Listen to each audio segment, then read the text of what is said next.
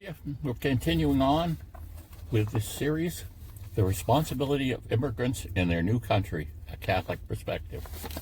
We've cobbled together some research here. We have different sections, so we're going to cover one or two sections depending. And why am I doing this in my car? Because I have a parrot at home.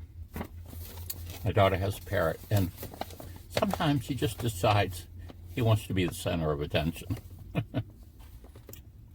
So here we go.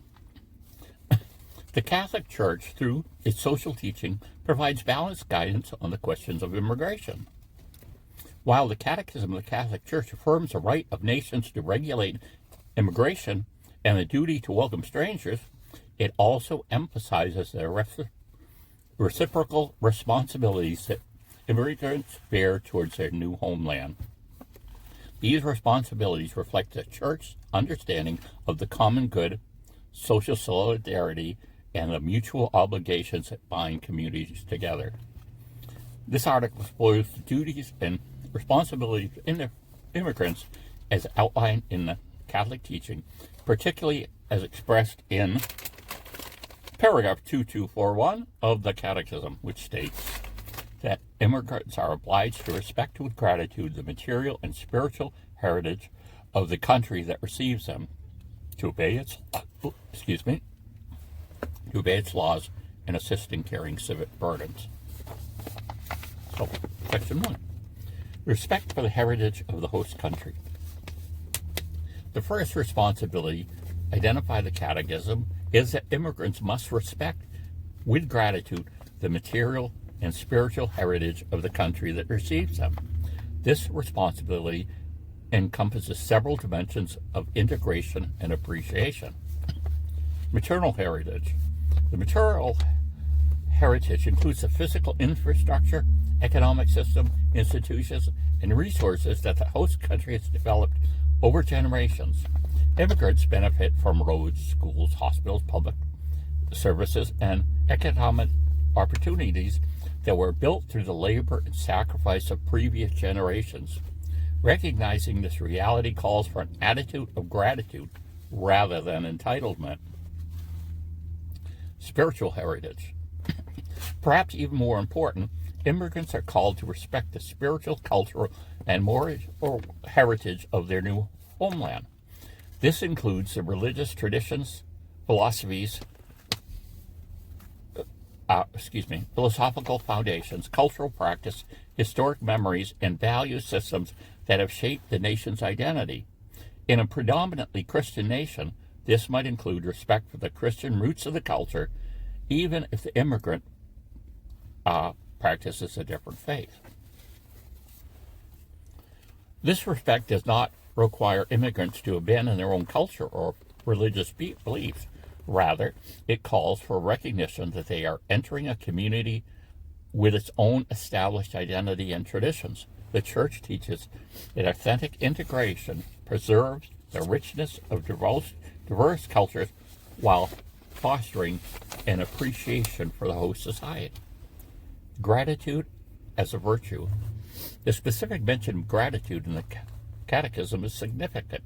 Gratitude is fundamental Christian virtue that acknowledges the goodness received from others. When a country opens its door to immigrants, providing safety, opportunity, and new home, this generosity deserves recognition and appreciation. This attitude should manifest in how immigrants speak about their new country, how they participate in its life, and how they contribute to its flourishing. Let's look at that. We find sometimes, now, obviously, the United States is made up of all immigrants. And yes, if you go far enough back in time, Native Americans came here too. They weren't here, the United States isn't the place where man originated, So we know everybody that's here came from somewhere else. Some have been here a long, long time, and some have not. But this idea that material heritage, we've got all of these things have been set up. And gee, like I say, we've been built by a culture of immigrants coming here with a common kind of dream the American dream, which the American dream was to have freedom, like freedom of religion and speech, and be able to prosper, to be able to engage in work and employment and be successful, be financially successful. And all of these things are in there. And so I found sometimes, at least I got a Cambodian friend, was from Cambodia originally, who immigrated when they were 13, when she was 13. Most of her family was killed by the Khmer Rouge. But she came to America, and she's very grateful even to this day. That's one thing, you never... We got all kinds of Cambodians that came into our country. They didn't cause any trouble. They contributed to society. Extremely hardworking people. And there wasn't a speed bump even with them coming into this country. And, some came in as refugees. And the refugee system is interesting because, of course, you're going to this country and you're saying, well, we have two choices we can offer you. You can stay here and, be in this refugee camp or watch your children starve or whatever, or we'll take you to America and you can live there. Oh, yeah, I'll take that one. But they get here and they don't necessarily feel grateful for what's been given to them.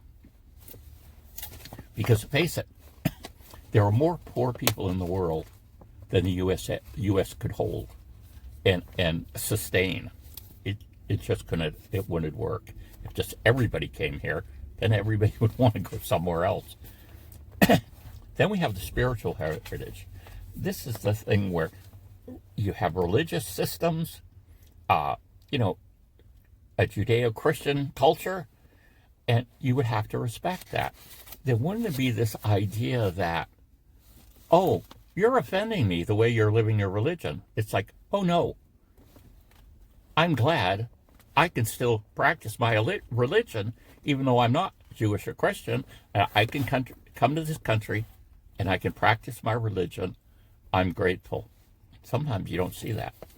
Sometimes you see people have a certain desire to rule by violence, to get someone into a legal religious situation that the person may think is right, but it's totally opposite of the people that brought them in and gave them a place to live. So that engaging in those sorts of activities are definitely disrespecting and ungrateful. And, you can see, too, reading this, okay, this is Catholic, it's Christian, obviously, but even if you were an atheist, you could use this information to set up an equitable system. In other words, you bring people in and you expect them to become productive parts of society. They're going to contribute. How are they going to contribute? They're going to work. They're going to pay taxes. They're going to raise their families or whatever they're doing. But they're going to contribute to it. And, again, huge amounts of immigrants have come and never had any problems. But we do have ones who come and feel, rather than grateful, they feel entitled. We had a big scandal with some of the markets in the Greater Portland area. It was kind of revealed that there were immigrants working there full-time while receiving full-time benefits. In other words, they had an income and they were taking it home, getting these extra benefits. Certainly not they shouldn't have been getting two, but also the third thing wrong is they were getting that money and not paying taxes on it. And it was kind of amusing when one woman's picture got in the paper and that was talking about something, and they were like, wait a second. She works full time. This person isn't, shouldn't be on assistance. But so anyway, that ended quick because it was in the paper. But so you're going to come to a situation where you're going to say, like I say, people aren't necessarily pressuring you to convert from your way of life or to, say, our religion, our philosophies, or whatever. But they do accept you to integrate in so that you don't kind of interfere with the overall thing about culture. You bring your culture in, you bring these elements in, which is great, but you don't try to change what's already there, because that's being ungrateful. It's like saying, well, gee, I thank you that you helped me then, but now I want you to do all this. And situations where it was recently, this was something in the paper, this person was all bent out of shape and was trying to get some legislation passed. And what it all boiled down to, someone walked a dog on the street past the person's home. It's like, well, no, I'm sorry. In our culture, dogs are pets. Dogs are, we see as something extremely valuable, whether you're a Christian or Jewish or not, that this is a gift from God. These animals, they can offer companionship, they can do work, they can be working dogs, seeing eye dogs, and all these different things. And so, no, we don't believe they're unclean. And if you believe they're unclean, well, you're just going to have to change your views of how you treat those people. You're not going to get a dog. Sure, of course not. You don't believe people should have dogs, but you're not going to be trying to get your neighbor to get rid of their dog because you find it offensive. Again, gratitude should replace offensive. And,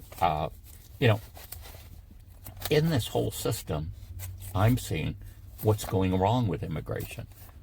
Bringing people in, like I say, sometimes they're given this choice of staying in a horrible situation and coming to a place where people aren't going to be, shooting at them or dropping bombs on them.